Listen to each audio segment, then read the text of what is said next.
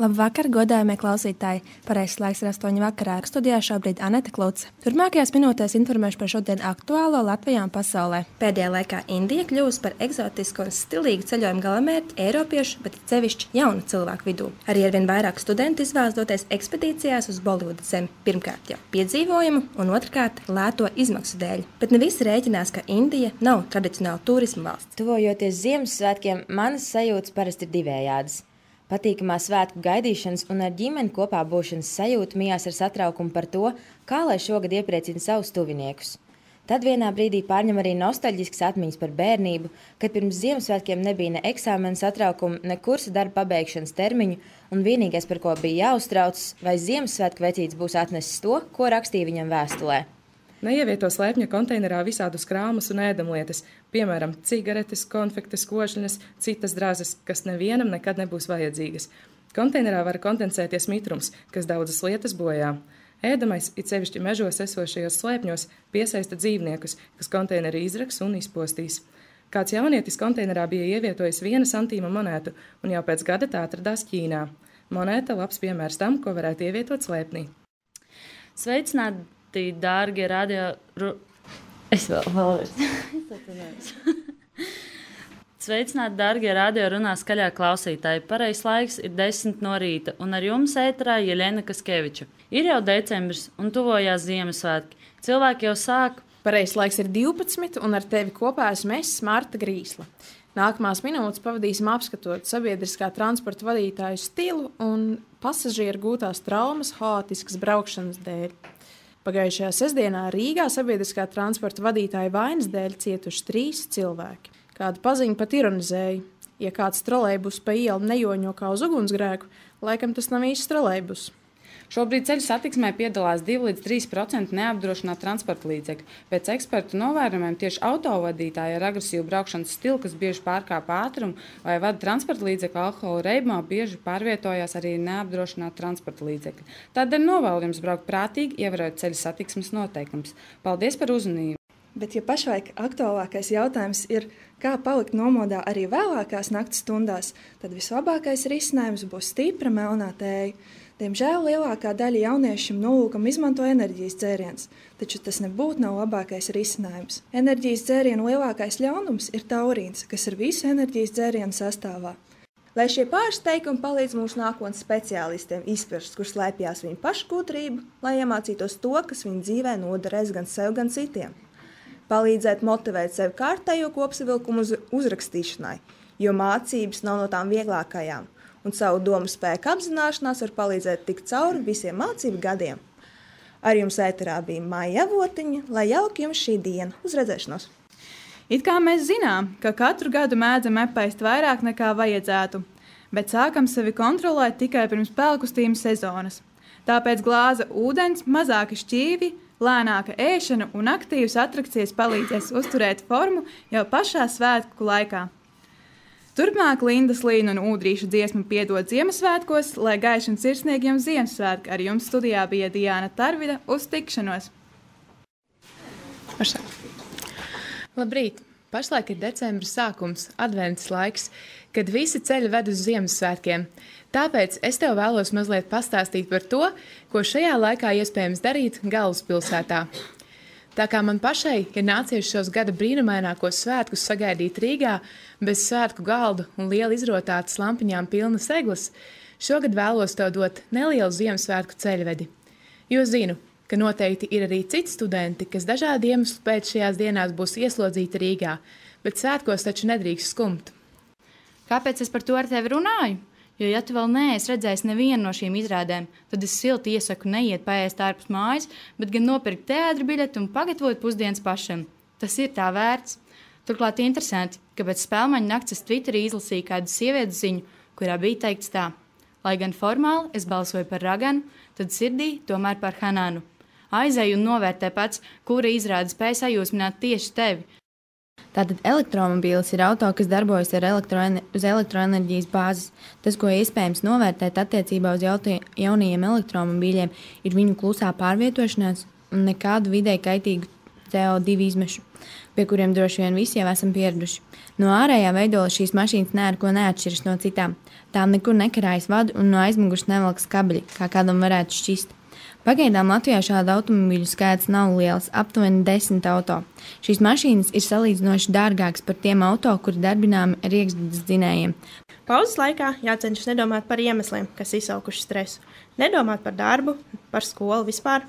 Labāk padomāt par to, kāda šobrīd izskatās jūsu sejas izteiksme, un aizvāciet tās dusmas un sasprieguma pēdas. Pārslēdzieties uz kādu citu darbības veidu, piemēram, pagrauziet riekstus. Tajos ir daudz barojošu veidu, vielu, B un E vitamīnu, kā arī antioksidanti, kas palīdz vieglāk pārvarēt negatīvas emocijas. Varat iedzert tās zaļās tējas, tas palīdzēs noņemt saspringumu. Par patīkamu atalgojumu sarūpēšanu nav piemirsuši arī Rīgas Stradiņu universitātes studentu pašpārvalde, kas ieplānojas studentu kāju izlocīšanu mūzikas ritmos mūsu pašu universitātes telpās 20. decembrī. Viņu sastādītā programma ir piesātināta ar dažādām aktivitātēm, kas neatstās vienaldzīgi nevienu studentu. Vakaru ieskandinās Latvijas folkloras grupa Grodi ar latviešu tautas dziesmām un rotaļām. Un kāds tad ir satraukuma pamats? Dāvanas, protams, Ziemassvētku dāvanas. Oriģināls, mīļas, studentu maciņam atbilstošs, tas tā kā būtu skaidrs jautājums, kādas tad īsti. Bet, ja gribas kaut ko tiešām neparastu, interesantu variantu piedāvā interneta portāls sievietespasaule.lv, paštaisīts liķieris. Maskēta, bet vēl joprojām alkoholiski satura dāvana. Salavecis ar iekšām. Otrakārt, lielākie naudas zudumi studentam novērojami piekdienu un sestdienu vakaros pilsētas centra atpūtas vietās. Ja esat meitene, jums izeja no situācijas ir daudz vienkāršāk nekā vīriešu kārtas pārstāvim. Viss, kas tev jāizdara, ir jāuzvelk kaut kas nedaudz puišu skatiens piesaistošāks. Nav svarīgi auguma augšdaļā vai apakšdaļā, mēs pievēršam uzmanību abiem. Praksa ir ļoti nozīmīga. Ir svarīgi, lai students tiešām tajā varētu pilnveidot savus iemaņas, apvienot tās ar teoriju. Praksa ļauj labāk iepazīt izvēlēto profesiju, aptvert tās plusus un mīnusus, kā arī izvērtēt piemērotību. Galvenokārt uzņēmēji nevēlas tērēt laiku un finanses. Uzņēmēji aizbildinās, ka nav nepieciešami praktikanti, nav tik daudz darba, vai ka nav laika, vai vienkārši izvēlas neatbildēt uz studenta lūgumu. Pirms nest eglīti mājās, to labāk kādu laiku atstāt ārtelpās. Piemēram, uz balkonu.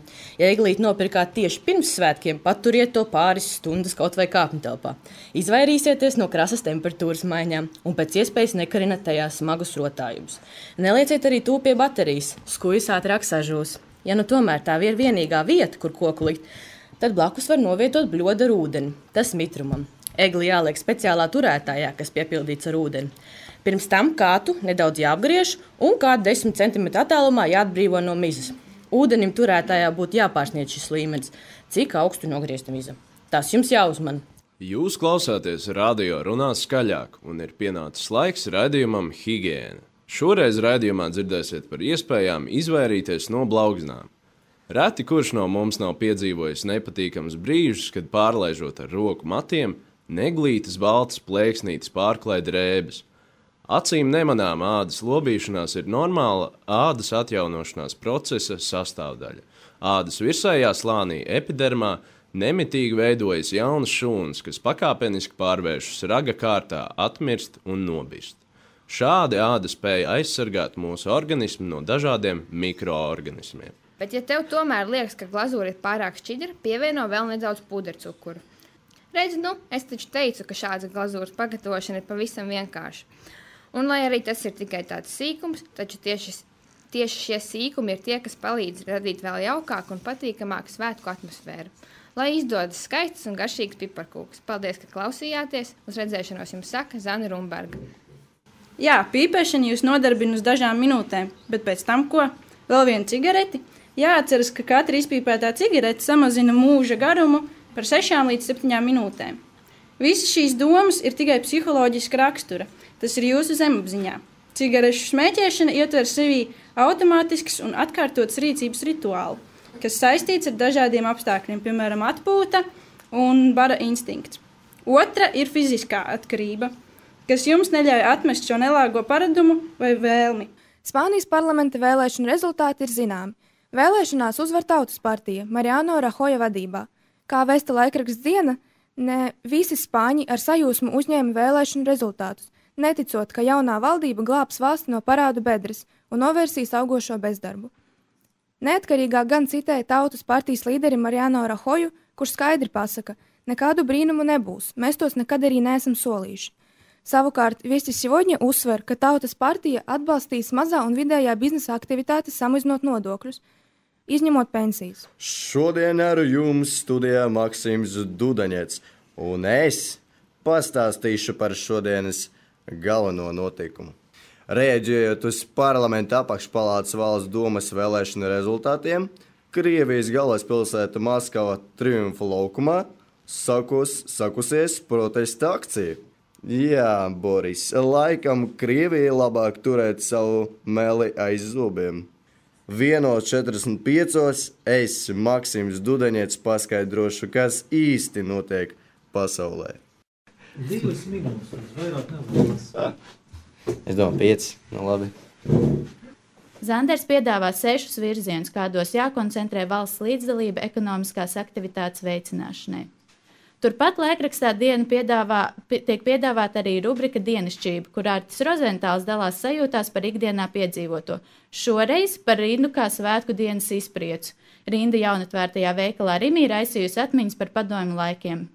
Par šo visu lasiet šodienas presē. Lai jums patīkama diena, bez garas rindā stāvēšanas pie Krājbankas bankomātiem. Visu labu! Labrīt visi, kas šajā agrajā 1. aprīļa stundā jau devušies dienas gaitās un klausās radio runā skaļāk.